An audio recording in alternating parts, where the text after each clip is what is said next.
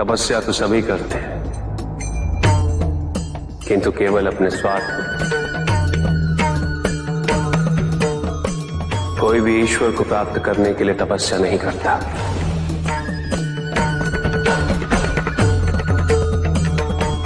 कोई भी तपस्या इसलिए नहीं करता कि उसकी भक्ति उसके आराध्य तक पहुंच जाए।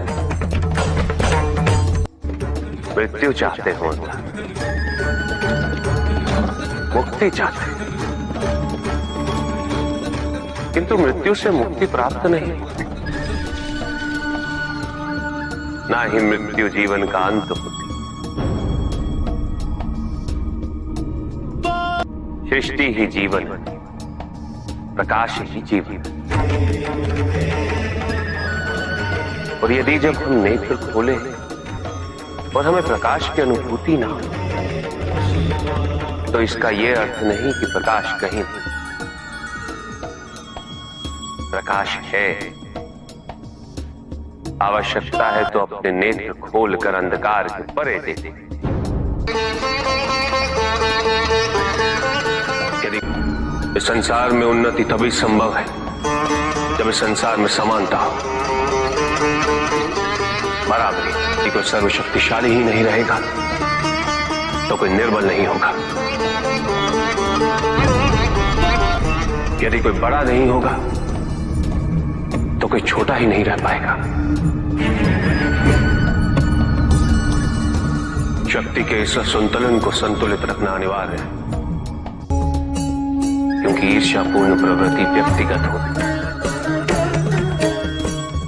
वो केवल अपने स्वार्थ, अपने उद्धार तक ही सीमित रहती है। ईर्ष्या ही वो विष है जो व्यक्ति के हृदय में ना हारने की महत्वाकांक्षा को जन्म देती। जीतने की इस व्यवस्था से ग्रसित मनुष्य धर्म अधर्म, न्याय अन्याय, उचित अनुचित का ज्ञान भूल जाता है।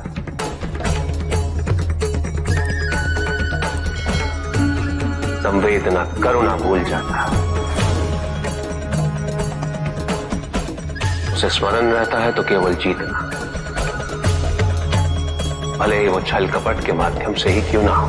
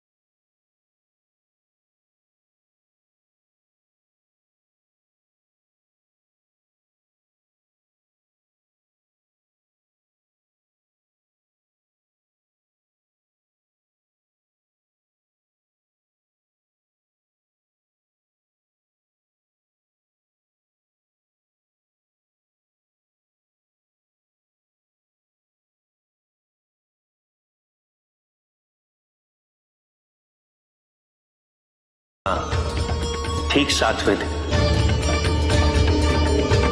किंतु भगवान विष्णु के आदेश अनुसार राजा सत्यव्रत एक विशाल नौका में उनकी प्रतीक्षा कर रहे थे। तभी विष्णु जी एक सींग वाली विशाल स्वर्ण मत्स्य रूप में प्रकट हुए। नौका को मत्स्य से बांधते हेतु सर्पराज वासुकी का प्रयोग किया और विष्णु जी ने अपने वचन अनुसार उन सबको हिमालय तक सुरक्षित पहुंचाया, ताकि प्रलय के पश्चात वेदों के आधार पर संसार पुनः बसाया जा सके।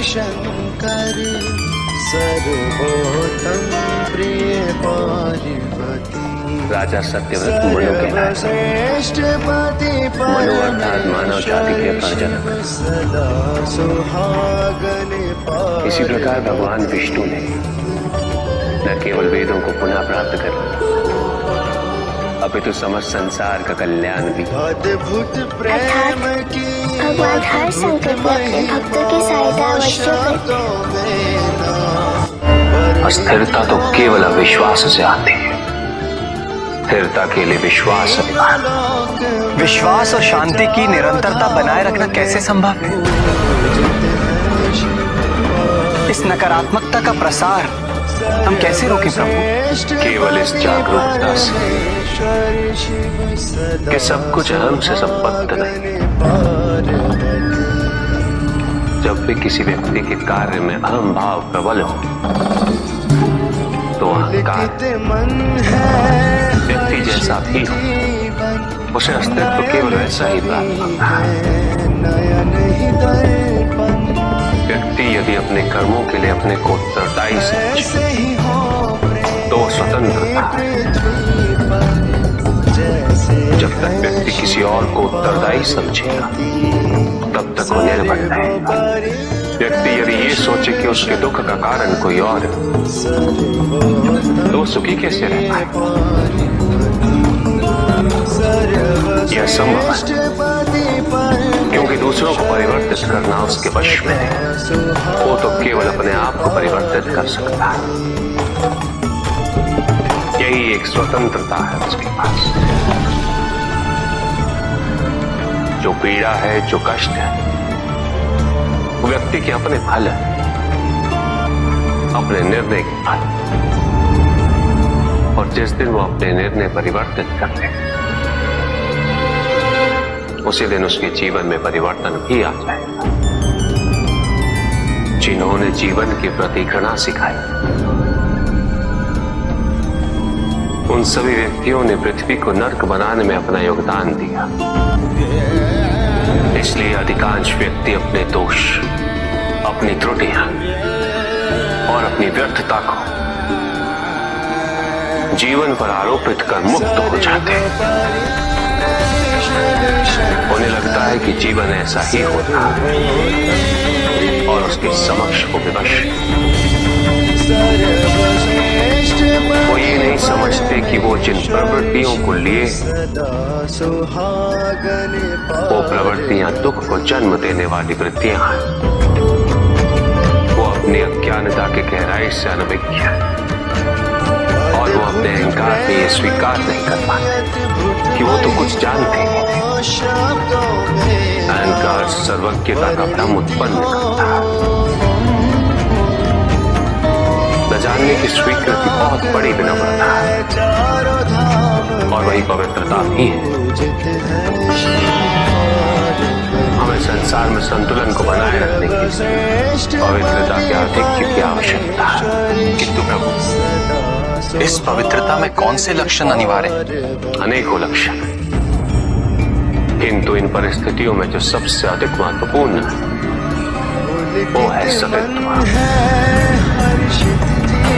सकारात्मक ऊर्जा का सबसे पावन स्वरूप सतत्व। इस सतत्व पर मात्र विश्वास ही पर्याप्त है व्यक्ति को सुरक्षित रखने के लिए।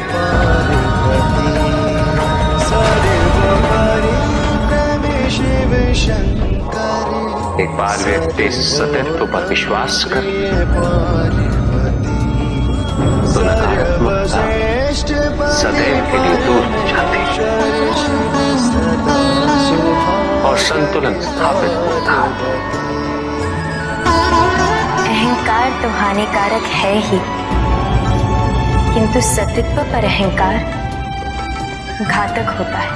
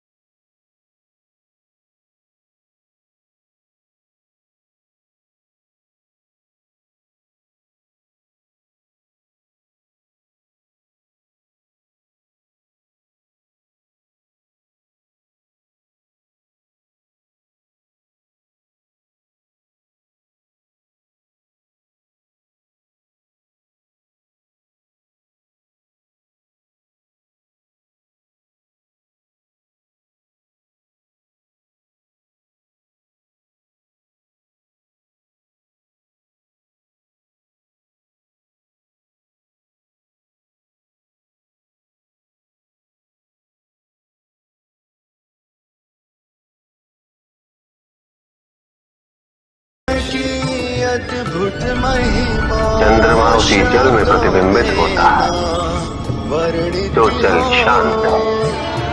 फिर यही तो समस्या होती है मन की। मन कभी भी शांत नहीं हो पाता है। जहाँ शांति नहीं वहाँ कुछ भी नहीं रुकता। समुद्र की लहरों की भांति विचारों का उपद्रव मन को निरंतर स्थिर रखता। कुछ भी सुनने और समझने के लिए मन का मौन रहना आवश्यक है, किंतु मन मौन रहना नहीं जानता। वो तो निरंतर कुछ ना कुछ कहता रहता। प्रतिपद शब्दों का आक्रमण चलता रहता है मन पर, और यही आक्रमण है जिसके कारण व्यक्ति कभी भी शब्दों के परे नहीं जा पाता। जहाँ जीवन की सत्यता का बोध उसकी प्रतीक्षा कर रहा होता।